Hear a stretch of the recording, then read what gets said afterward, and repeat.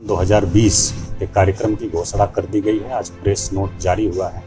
उसी के क्रम में आज यहाँ हम लोग मुजफ्फरपुर जिले में प्रेस कॉन्फ्रेंस कर रहे हैं। इसमें आप सभी लोगों का स्वागत है। हम लोगों का जो कार्यक्रम घोषित हुआ है, पूरे राज्य में 3 चरणों में चुनाव कराया जाना है। उसमें हम लोगों के यहाँ द्वितीय और तृतीय चरण में पूरे जिले में 2 चरणों में चुनाव संपन्न होगा।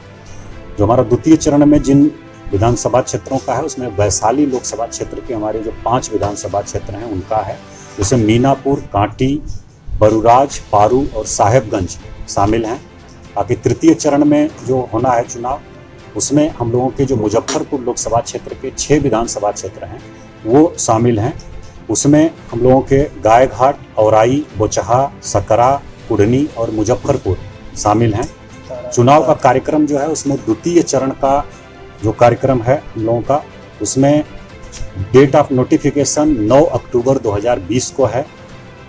लास्ट डेट ऑफ नॉमिनेशन 16 अक्टूबर 2020 को है। डेट ऑफ स्क्रूटनी 17 अक्टूबर 2020 को है। लास्ट डेट ऑफ विड्रावल जो है 19 अक्टूबर 2020 को है।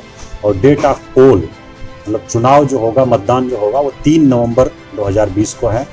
और काउंटिंग 10 नवंबर 2020 को है। इसी प्रकार तीसरे चरण में जो हम लोगों का 6 विधानसभा है, उसमें 13 अक्टूबर 2020 को नोटिफिकेशन होगा। और नॉमिनेशन की अंतिम तिथि जो है वो 20 अक्टूबर 2020 है। स्क्रूटनी जो है वो 21 अक्टूबर 2020 को है।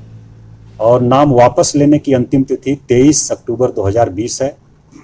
और डेट ऑफ पोल जो है वो 7 नवंबर 2020 है। और इसकी भी काउंटिंग 10 नवंबर 2020 को है। इस प्रकार से कार्यक्रम की घोषणा की गई है और उसके अनुसार हम लोग इसकी तैयारी कर रहे हैं। पूरे जिले में हमारे मतदाता जो हैं 32,54,380 हैं। बाकी मतदान केंद्र हम लोगों के जो हैं उसमें 3,225 मूल मतदान केंद्र हैं और 1,469 सहायक मतदान केंद्र हैं। कुल 4,694 मतदान केंद्र पूरे जिले में हैं। कुल मतदान भवन या लोकेशन जो है वो 2,138 हैं, जिनमें 4,694 मतदान केंद्र स्थित हैं। इसके अनुसार हम लोग कार्रवाई कर रहे हैं और आप लोगों के माध्यम से सहायक मतदान केंद्र हम लोगों के 1,469 हैं। अभी हमने बताया 1,469 सहायक हैं और 3,225 मूल मतदान केंद्र हैं। तो इस प्रकार से हम लोग तैयारी कर रहे हैं और आप लोगों के माध्यम से जिले के सभी निर्वाचकों से अपील है कि और उनको हम बताना चाहेंगे कि सभी मतदान केंद्रों पर कोरोना से बचाव के लिए स्टैंडर्ड गाइडलाइन भारत निर्वाचन आयोग ने निर्गत की है और उसके अनुसार हम लोग तैयारी कर रहे हैं। किसी भी मतदान केंद्र से कोरोना संक्रमण की कोई संभावना नहीं रहेगी। पूरी तरह से इसको सुनिश्चित किया जाएगा। 1-2 मतदाताओं की संख्या प्रत्येक मतदान केंद्र पर 1,000 तक लिमिट कर दी गई है, जो पहले 1,500 रहती थी। हमारे जिले में एक मतदान केंद्र पर औसतन 700 मतदाता हैं और इस प्रकार से भीड़ एक तो नहीं होगी मतदान केंद्रों पर। दूसरा, सभी मतदान केंद्रों को सैनिटाइज किया जाएगा। हम लोग उसको सैनिटाइज करेंगे और जिस दिन मतदान रहेगा उस दिन एक हेल्प डेस्क बनाया जाएगा।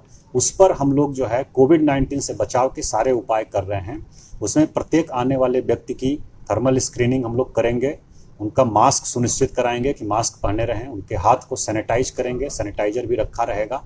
और उसके बाद वो जाएंगे, अपना 6 फीट की दूरी भी सुनिश्चित कराएंगे हम लोग प्रत्येक मतदान केंद्र पर गोला बना करके कि सोशल डिस्टेंसिंग के साथ लोग खड़े रहें।